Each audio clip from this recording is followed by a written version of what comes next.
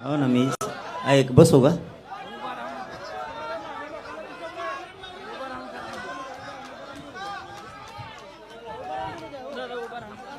जाऊन दे उभा राहून बोलतो.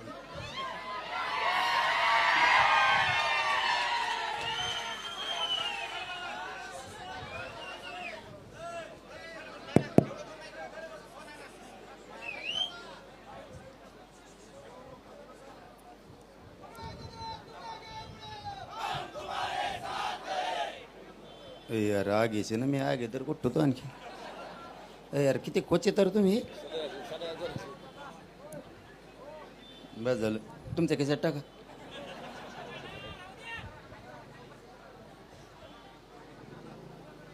या देशातल्या या राज्यातल्या बळीराजासाठी आपल्या पांडुरंगाच्या नगरीत संघर्ष सुरू आहे. नक्की शेतकऱ्याला न्याय तर मिळालाच पाहिजे. न्याय मिळण्यासाठी सगळा शेतकरी राज्यातला सगळा एकवटला एकवटणार सुद्धा आहे. त्यात काय दुमत असण्याचं कारणच नाही. कारण शेतकरी वाचला तर आपण सगळे वाचणार आहेत. शेतकरीच वाचला नाही तर राज्य आणि देश चालवायचा कसा? चांगल्या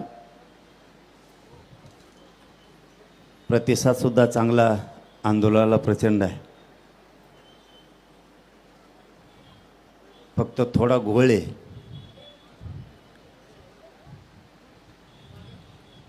तुम्ही कितीही पोटतिडकीनं केलं तरी लोक त्याला राजकारणच म्हणणार आहेत. तुम्ही आमच्या पार्टीत या.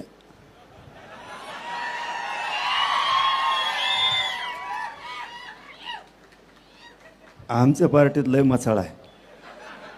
तुम्ही कुठं बसा उठणार नाहीत. तुम्ही काही मागा टेन्शन नाही. तुमच्या पार्टीत अवघड आहे हो हे प्रश्न सोडीन.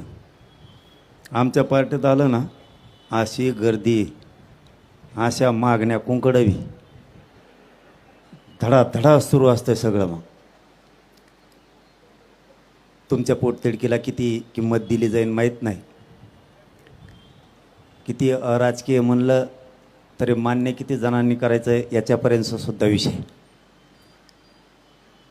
पण आपण शेतकऱ्यासाठी बसलोत. माझं तरी मत आहे आपण या आंदोलनात तरी त्यांना शेतकऱ्याची लढाई म्हणून सगळ्यांनी बघावं. आपण का त्यांच्या राजकारणासाठी किंवा कोणाच्या याच्यासाठी आलेलो नाही आहेत. ते शेतकऱ्यासाठी लढायला लागलेत. आपण सुद्धा सगळे शेतकरी म्हणून साथ द्यायला हरकत नसावी. आता माहीत अशी पंचायत होणार आहे. आता मी इथून गेलो की म्हणते नाही पवाराचा माणूस. परदेशी रातभर मी देवेंद्र फडणवीसचा माणूस होतो. आता तिथून सुटन आणि तुमच्या गळ्यात गुंतणार आहे मी. आता महिले फरफट चालू आहे. मी ज्याला भेटायला जाईन त्याचाच माणूस आहे म्हणते ती. पण माझी प्रामाणिक भूमिका असती. जिथं जिथं समाजावरती अन्याय होईल त्या त्या ठिकाणी आम्ही सगळेजण धावून जातो. त्याच्यात मात्र कसलीही काटकसर आम्ही कधीच करत नाहीत आणि कधी करणार सुद्धा नाही. बच्चू भाऊ बसले होते त्यावेळेसही आम्ही सगळे गेलो होतो. ते मग भाजपचे होते तरी आम्ही गेलो होतो. कुणी कुठल्याही पक्षाचा असो शेतकऱ्यांच्यासाठी कोणी मैदानात असेल तर आम्ही सगळेजण कायम सोबतीला आहेत. उद्या जर वाटत असलं कोणाला की मी यांच्याकडे भेटीला आलो आहे म्हणजे यांचा माणूस उद्या भाजपचे सुद्धा लोक बसा उपोषणला बघा मी येतो की नाही सगळ्यात आधी. फक्त ते नावं ठेवू नये. ते त्यांच्या भूमिकेवर आहेत. आम्ही आमच्या भूमिकेवरती ठाम आहेत. भूमिका शेतकऱ्याची आपण सगळ्यांनी बळ दिलं पाहिजे. त्यांनी मला एक आत्ता GR दाखवला आहे. त्याच्यात त्यांनी सांगितलं शब्दाचा खेळ कसा असतो. भाऊ 3 वर्ष झालं मी तेच बघून बघून बेजार झालो. कुंकड कानान कुंकड मात्र हानतीन तळाला मिळणे मग अवपोषण करू करू फेस पाडीला त्यांनी. तुम्हाला तर त्याच्यातलं लवकर कळलंच पाहिजे कुंकड काय हो केलं आणि काय नाही ते. आईला पण मग एक प्रश्न आहे राव, तुम्हाला उपोषणला बसायची वेळच नाही यायला पाहिजे. मोदी साहेब पवार साहेबाला तांब्या भरून पाणी देते.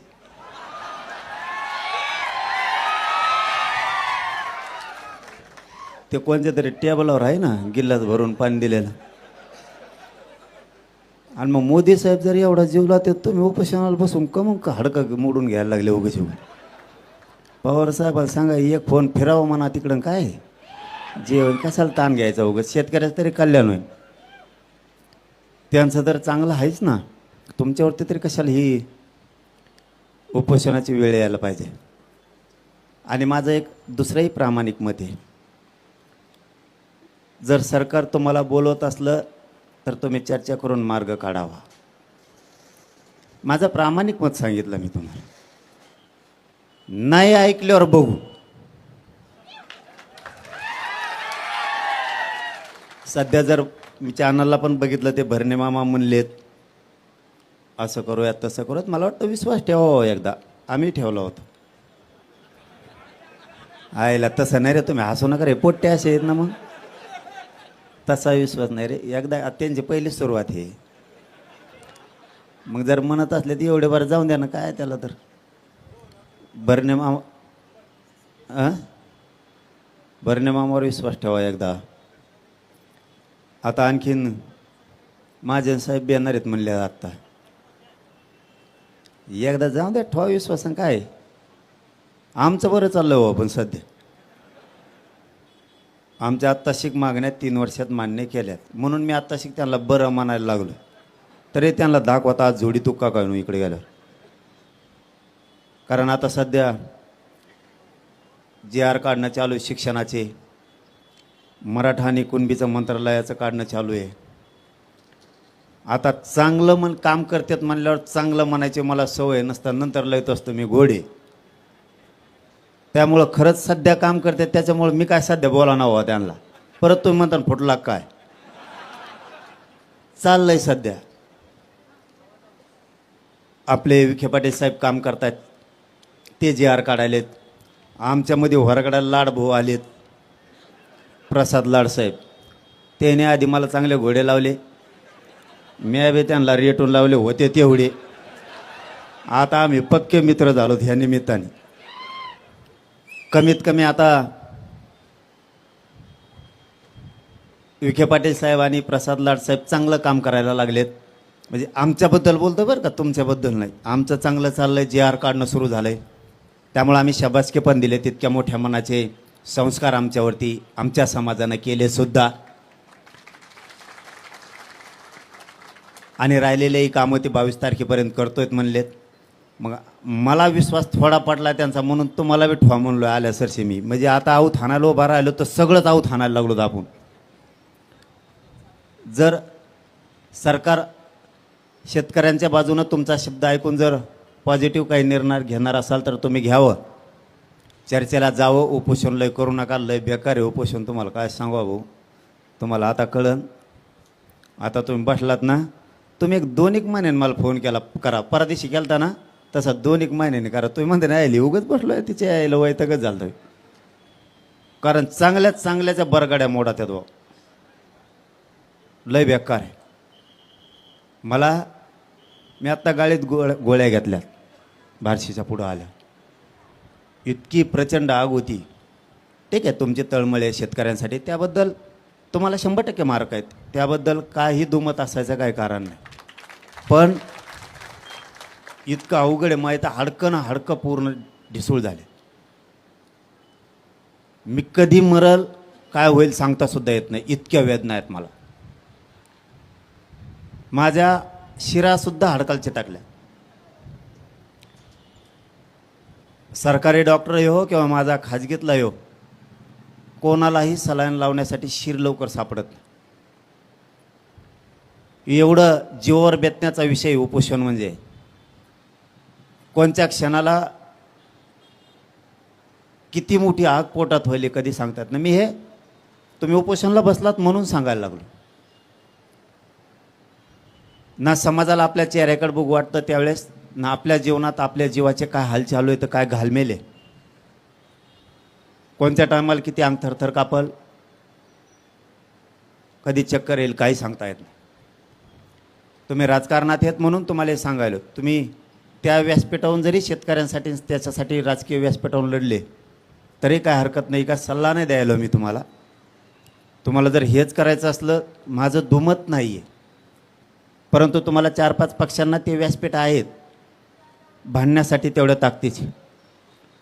हे असलं हे आमच्यासाठी असतं. आम्हाला तुम्ही 4-5 पक्षावले मोजत नाहीत, त्यावेळेस आम्हाला हत्यार उपसायला लागतं. कारण आमची पार्टी म्हणून म्हणलं, आमचे सगळे गळके पिळके सगळे आमच्याकडे असतात. आमच्या पार्टी चांगला माल तुमच्या 4-5 पक्षात असतो. सगळे कोण हुकलेले आमच्याकडे सोडून आमच्याकडे, त्यामुळं आम्हाला लढावं लागतं. तुमच्याकडं तेवढी मॅन पॉवर आहे, तुमच्याकडं 5ही पक्षाकडं प्रचंड मोठं ताकदीचं व्यासपीठ आहे, कार्यकर्ते पण तेवढ्या ताकदीचे. म्हणून तुम्ही त्या व्यासपीठावरून विधान भवनातली लढाई केली, सर्वोच्च सभागृहातली लढाई केली, विधान परिषदेची लढाई केली, तरी तुम्ही जिंकू शकता. कारण लढायला लोक कमी आहेत, मला सांगण्याचा अर्थ हे हवे. तुमच्याकडं मोठं व्यासपीठ आहे, लढायला एकदा जर शरीर गेलं ना, काल मला वाटतं राजेंद्र मामा रडले, एकदा शरीर गेलं उपोषणात की गेलं. पुन्हा डॉक्टर काही करीत नाही आणि डॉक्टराला मेळ लागत नाही, ते तिसरंच कागदावर लिहून आणते. मेळसुद्धा लागत नाही आहे. माझी एका डॉक्टरकडं मग शुगर कमी आणि एकाकडे जास्त, असे डॉक्टर होते.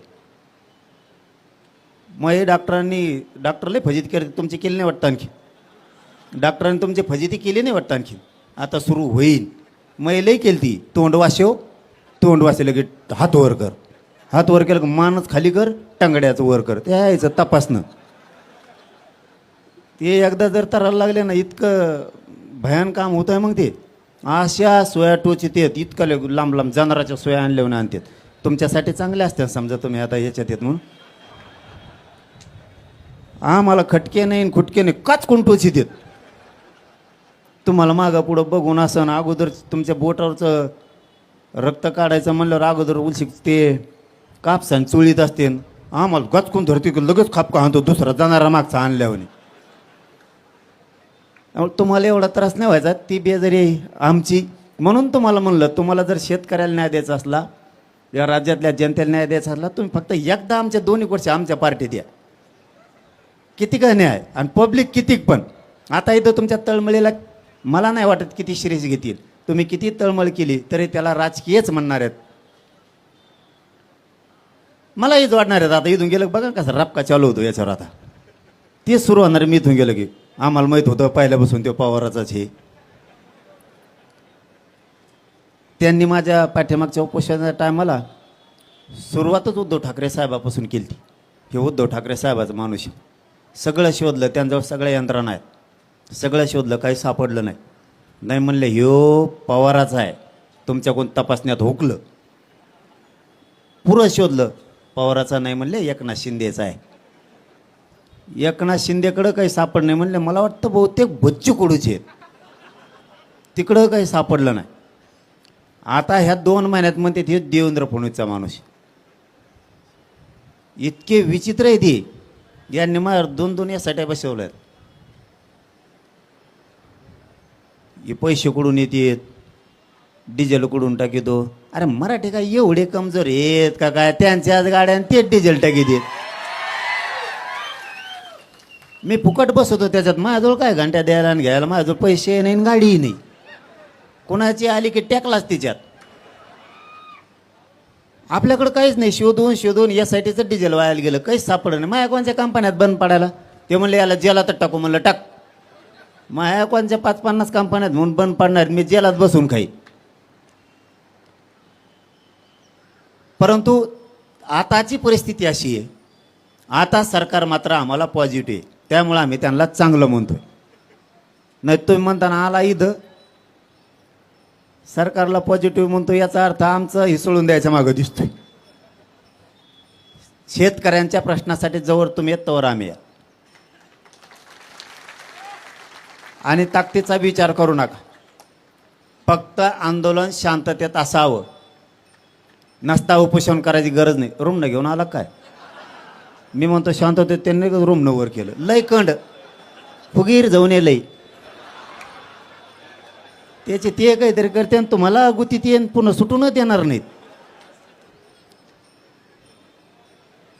आपल्याला जर ही लढाई जिंकायची असली, आपल्याला जर शेतकऱ्याला न्याय मिळवून द्यायचा असला, तर आंदोलन शांततेत झालं पाहिजे. जर आंदोलन शांततेत करायचं नाही तर मग आमरण उपोषण करायची गरज काय? मग सगळेच रस्त्यावरती आले असते ना. इथं ज्या अर्थी ते उपोषणाला बसले त्या अर्थी रस्त्यावरच्या प्रत्येक माणसाला शांततेतच करावं लागणार आहे. तरच ही लढाई शेवटपर्यंत जाती. माझ्या उपोषणाचा, माझ्या आंदोलनाचा अनुभव तुम्हाला मी सांगितला आहे की तुम्ही जर सुरुवात शांततेने केली असेल तर शेवटपर्यंत शांततेने जर गेलं तर यशस्वी होतं. आणि सरकारला वाटत असतं प्रत्येक आंदोलन शांततेत कधीच होऊ नये. आंदोलन हे रस्त्यावरचं व्हावं. कोणचंही सरकार असू द्या, म्हणजे यांचं असलं तरी बी आणि त्यांचं असलं तरी बी. आता त्यांचं जरी असलं तरी यांचं येणारच आहे किंवा यांचं असलं तर त्यांचं येणारच आहे. कवा हेच आहेत. आपण कवा कार्यकर्ते झेंडाच आहे आपल्या. आता टेन्शनच घेऊ नका तुम्ही. हे आले तरी ते येत आणि ते आले तरी हेच आहेत. फक्त जर तुम्ही शांततेत नाही केलं तर यांच्या पोटात जी तळमळ शेतकऱ्यांच्या विषयीची आहे तिला काही अर्थ राहत नाही. म्हणून तुम्ही जे कुठलं आंदोलन करताल ते माझं तुम्हाला सगळ्याला हात जोडून सांगणं आहे की शांततेत करा. आपण माझा विषय इथं सांगण्याचा नाही आहे, फक्त अनुभव म्हणून सांगतोय. जे 75 वर्षात मिळालं नाही ते फक्त शांततेच्या आंदोलनामुळं माझ्या समाजाच्या लेकराबाळाला मिळालं. फक्त शांततेमुळं. कुठं जर हात उचलला असता, कुठं जर दगड उचलला असता तर आज 2.5-3 कोटी समाज आरक्षणाकडे गेला नसता. तुम्हाला जर आता याच्यातून शेतकरी मोठा करायचा आहे आणि त्यांनी जर आता पण मांडला आहे की 2 लाखापर्यंत शेतकऱ्यांची कर्जमाफी झाली पाहिजे, तर ह्यो पण यशस्वी करण्यासाठी सगळ्यात मोठा भार तुमच्या खांद्यावरती. तुम्हालाही संयमानं शांततेने न्यावं लागतं. कारण आपल्या आंदोलनात घुसताना आपल्या आणि दुसरेसुद्धा घुसलेले असतात. काम करताना तो शेतकऱ्यावरती माया दाखवतो, पण करताना त्याच्या डोक्यात आंदोलन उग्र करण्याचं सुद्धा असतं. त्यामुळं आपला फायदा उचलून समोरच्यानं उग्र करायचा प्रयत्न केला तर माणसं मात्र आपल्या गर्दीतले ओळखा की आंदोलन यशस्वी करायला आलेत का आंदोलन उग्र करण्यासाठी आलेत. यावरही तुम्हाला सगळ्यांना बारकाईने लक्ष ठेवावं लागतं. कारण गर्दी एकदा जर जमली तर गर्दीच्या ओघात सगळेजण भावनिक होतात आणि आपण आसपासला लक्ष ठेवायचं बंद करतो आणि आपलं आंदोलन मोडून पडतं. जिथं शेतकरी आपल्याला ज्या टोकावरती न्यायचा आहे, ज्या न्यायापर्यंत न्यायचा आहे, आपण तिथपर्यंत त्याला कधीच नेऊ शकत नाही. आता यांनी लढाई हातात घेतलीच तर तुम्ही ती संयमानं शांततेनं पार पाडण्यासाठी सगळ्यांनी सहकार्य करायचं. कारण 2 दिवसानंतर मला वाटतं त्यांना बोलता पण येणार नाही तुमच्याशी. म्हणजे ज्यावेळेस मार्गदर्शन करायला शांत राहा म्हणायला सांगायला माणूस असतो आणि तोच जर 4-5 दिवसानंतर बोलायचा बंद झाला तर तुम्हाला सांगायला कोणी नसतं. म्हणून अगोदरच सगळे तुमचे आंदोलनाचे नियम तुम्ही कशा पद्धतीने ते हाताळायचं याच्यावरती नंतरची सगळी मदार तुमच्या खांद्यावरती असते. माझ्याकडे 2-2 लाख पोरं स्वयंसेवक ज्यावेळेस मी बेशुद्ध पडायचो त्यावेळेस त्यांच्या खांद्यावरती ती जबाबदारी होती आणि त्यांनी प्रामाणिकपणे ती पार पाडली. कित्येक जणाला तरी वाटायचं आमच्या आंदोलनात घुसायचं आणि काय जाळपोळ काय धिंगाणा करता येतो का. एखाद वेळेस ते विरोधी पक्षाचे असतात किंवा सत्ताधारी पक्षाचे सुद्धा असतात. आजची तुमची भूमिका ही प्युअर शेतकऱ्यांची आहे. मग शेतकऱ्यांसाठी जर लढायचं त्यांनी ठरवलं तर याला हाणून कसं पाडायचं, मग लोकसुद्धा घुसण्याची दाट शक्यता असते. कारण आमच्यात ते झालं, आम्ही ते वेळोवेळी ओळखले आणि त्यांना बाहेर काढायचं काम केलं. म्हणून तुम्हाला हे यशस्वीकडे न्यायचं आहे. परंतु माझा सल्लाच आहे रोहितदादाला की जर भरणे मामा म्हणतेतच आणि ते महाजन साहेब जर म्हणतेतच, एकदा विश्वास ठेवा. कुठं दिवस हातातून गेलेत तेव्हा एकदा ठेवा विश्वास. कारण मला बी अलीकडच्या काळात जर विश्वास यायला लागला म्हणून तुम्हाला म्हणायला लागलं, नाही माझ्यासारखे तुम्ही फसायचात. तुमच्या डोक्याने चालू द्या, कारण इतकं राजकारणातलं डोकं मला नाही आहे. मला फक्त पाडायचं माहिती, इतकं माहीत नाही. तुम्हाला ते गणित जुळीनं, तुम्हाला गोळाबेरीज करणं, ह्या सगळ्या गोष्टी येतात. इतक्या ज्ञानापर्यंत आम्ही आणखीन गेलो नाहीत. परंतु आंदोलनातलं जेवढं मला काय माहिती आहे तेवढं सांगतो. मला तरी वाटतं की ते जर पॉझिटिव्ह आहे तर तुम्ही पॉझिटिव्ह एकदा त्यांना दाखवावं. नाही केल्यावर बघू ना, तेला कुठं जायचं नाही, तुम्हाला कुठं जायचं नाही, शेतकरी कुठं जाणार नाही. ही तर माझी 2 लाखाच्या पलीकडची मागणी आहे. शेतकऱ्याला संपूर्ण कर्जमुक्ती करा तुम्ही, हे ठेवूच नका राडा. दरवर्षी 2 लाख करणार, 1.5 लाख करणार, 3 लाख करणार, त्यापेक्षा एकदाच. ती माईक चालू आहे का? साऊंड कानात बोटं घालून झोपूस तर उठून बस ना, आवाज येईल ना, ते कानं जातील. त्यांनी कानात बोटं घालून झोपलाय. हो ना, पण ते कान जातील ना. त्यांनी कान त्या साऊंडला लावलाय. मग लय बारीक ध्यान असतं भाऊ, कानं जातील त्यांनी. शेतकऱ्याची संपूर्ण कर्जमुक्ती होणंच गरजेचं आहे. एक, त्याबरोबर शेतकऱ्यांना त्यांच्या मालाला दुप्पट भाव द्या. तुमच्या कर्जाची गरजच नाही शेतकऱ्याला, पुन्हा कर्ज पण नको आणि तुम्हाला कर्जमाफी करायची गरज नाही. एकदा फक्त त्याला या दारिद्र्यातून बाहेर काढा.